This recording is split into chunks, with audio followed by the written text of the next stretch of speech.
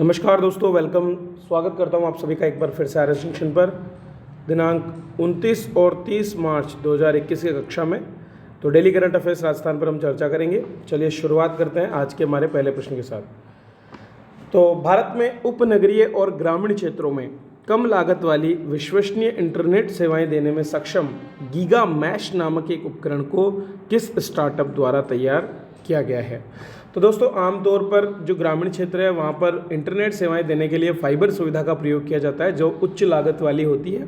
लेकिन इसी के एक विकल्प के रूप में गीगा मैश नामक उपकरण एस्ट्रम नामक एक स्टार्टअप द्वारा तैयार किया गया है। महिलाओं के नेतृत्व वाले इस स्टार्टअप ने ये एक वायरलेस उत्पाद स्थापित किया है, विकसित किया है, जो टेलीकॉम ऑपरेटर्स को उपनगरीय और ग्रामीण क्षेत्रों में कम लागत वाली विश्वसनीय इंटरनेट सेवाएं देने में मदद करेगा। तो फाइबर की कीमत के कुछ ही हिस्से में इसको बनाया गया है और इसकी जो बैंडविड्थ है वो फाइबर के समान ही है, अर्थात फाइबर के समान ये ज़्यादा मात्रा में बैंडविड्थ प्रदान करता है, लेकिन इसकी लागत बहुत कम है। गीगा मैश नामक वायरलेस उत्पाद दूरसंचार ऑपरेटरों को 5 गुना कम लागत पर गुणवत्ता उच्च गति वाले ग्रामीण दूरसंचार बुनियादी ढांचे को तैनात करने में सक्षम बनाएगा। अर्थात अब जो है जितनी राशि में एक क्षेत्र में कार्य हो सकता था, उसके 5 गुना क्षेत्र में उतनी ही राशि से इंटरनेट सेवाएं देने में ये टेलीकॉम ऑपरेटर संभव कर पाएंगे।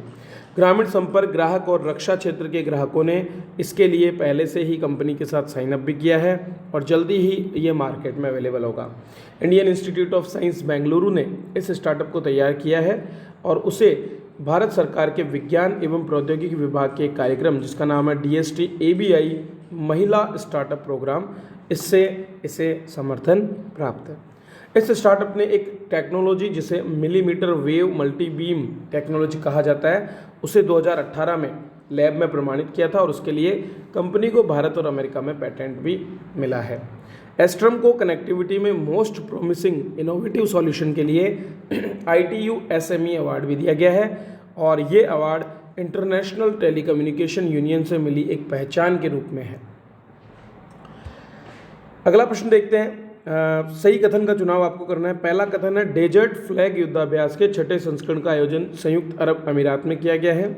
दूसरा कथन है, ये भारत एवं संयुक्त अरब अमीरात के बीच होने वाला द्विवार्षिक युद्धाभ्यास है। तो दोस्तों, पहला कथन सही है क्योंकि डेजर्ट फ्लैग युद्धाभ्यास जो है हाल ही में आयोजित किया गया संयुक्त अरब अमीरात में। और दूसरा कथन गलत है क्योंकि यह जो युद्धाभ्यास है ये भारत, संयुक्त अरब अमीरात और 4 अन्य देशों के बीच अर्थात कुल 6 देशों के बीच होने वाला एक युद्धाभ्यास है, अर्थात आंसर होगा केवल एक सही। तो भारत ने भी संयुक्त अरब अमीरात और अन्य देशों के साथ मिलकर UAE के एयरफोर्स बेस अल दाफरा में डेजर्ट फ्लैग युद्धाभ्यास के 6ठे संस्करण में भाग लिया, जो 4 मार्च से 27 मार्च तक आयोजित किया गया। तो इसमें जो है भारत के अलावा UAE, अमेरिका, फ्रांस, सऊदी अरब और बहरीन, ये 5 देश और भाग लेते हैं। जबकि इस साल जॉर्डन, ग्रीस, कतर, मिस्र और दक्षिण कोरिया ने पर्यवेक्षक के रूप में यहाँ पर हिस्सा लिया।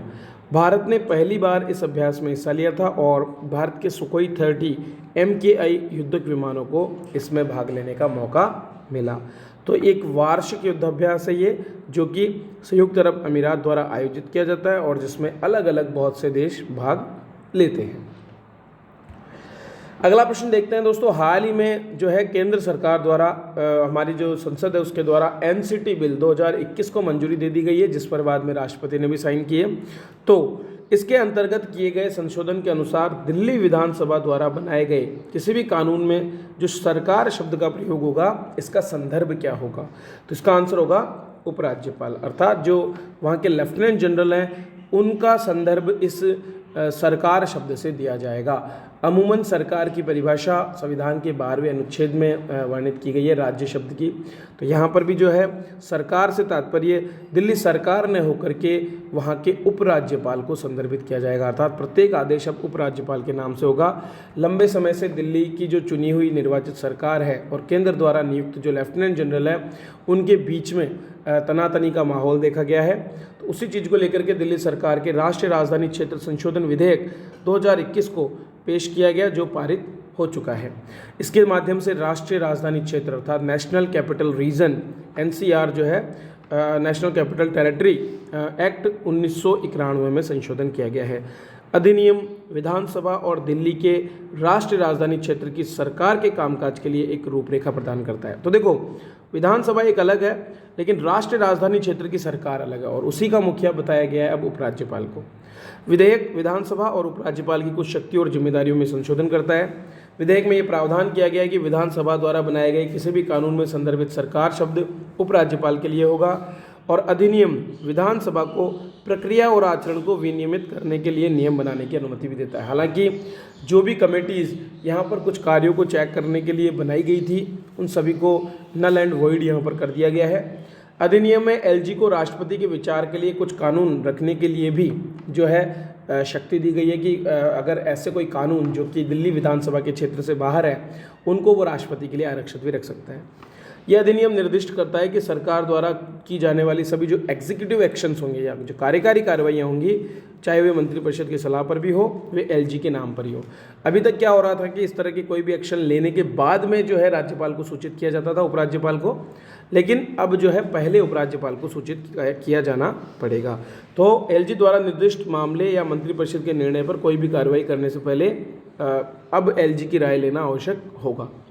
तो ये एक प्रावधान किया गया है। दरअसल सन 2018 में 5 जो हमारे न्यायाधीश हैं सुप्रीम कोर्ट के, उनकी एक पीठ ने इस मुद्दे पर अपना बयान दिया था और कहा था कि जो है दिल्ली की जो सरकार है, जो जनता द्वारा चुनी गई है, उसको सम्मान दिया जाना चाहिए, और इसके साथ साथ दिल्ली सरकार को भी ये समझना चाहिए कि वे एक स्टेट नहीं है, दिल्ली जो है एक राज्य नहीं है, इसलिए दोनों को मिलकर के, उपराज्यपाल और दिल्ली सरकार को मिलकर के साथ में काम करना चाहिए। इसके अलावा ये भी कहा गया था कि केंद्र सरकार जो है वो कुछ एक मामलों में ही हस्तक्षेप कर सकती है, जैसे कि पुलिस हो गई या कानून प्रशासन हो गया, संपत्ति से जुड़े मामले हो गए। इसके अतिरिक्त अन्य मामलों में उसे दिल्ली की चुनी हुई सरकार को ही अधिकार छोड़ देने चाहिए, लेकिन बहुत से मामलों में दोनों के बीच में ये तनातनी लगातार देखी जा रही है। अगला प्रश्न देखते हैं दोस्तों। हाल ही में जो है 2 देशों के बीच नौसैनिक अभ्यास पासेक्स 2021 का आयोजन किया गया, और ये देश हैं भारत और अमेरिका। तो भारत और अमेरिका के बीच पासेक्स युद्ध अभ्यास का आयोजन 28 मार्च से 29 मार्च तक हिंद महासागर क्षेत्र में किया गया।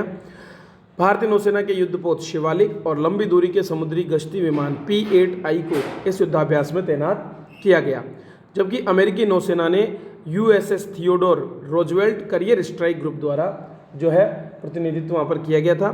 पहली बार भारतीय वायुसेना के लड़ाकू विमानों को भी इस अभ्यास में शामिल किया गया।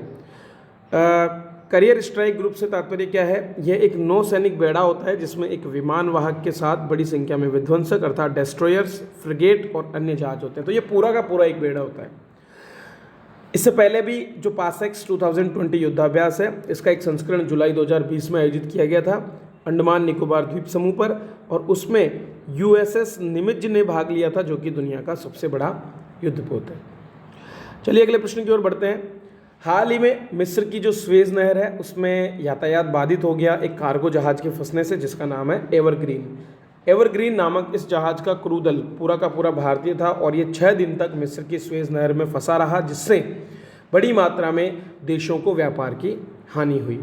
तो दुनिया का सबसे बड़ा मालवाहक कंटेनर जहाज जिसको कहा जाता है। दूसरे देशों में आयात निर्यात में लगे भारतीय मालवाहक जहाज़ों को इसके बाद स्वेज नहर के जाम से बचने के लिए केप ऑफ गुड होप, जो कि साउथ जो हमारा अफ्रीका महाद्वीप है उसका अंतिम बिंदु है, वहाँ से होकर आने की सलाह दी गई।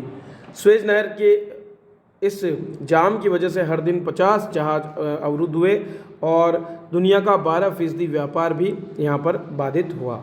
इसके फंसने से हर घंटे लगभग $400 मिलियन के व्यापार का नुकसान भी उठाना पड़ा। स्वेज नहर की बात करें तो ये लाल सागर और भूमध्य सागर को जोड़ने वाली एक नहर है।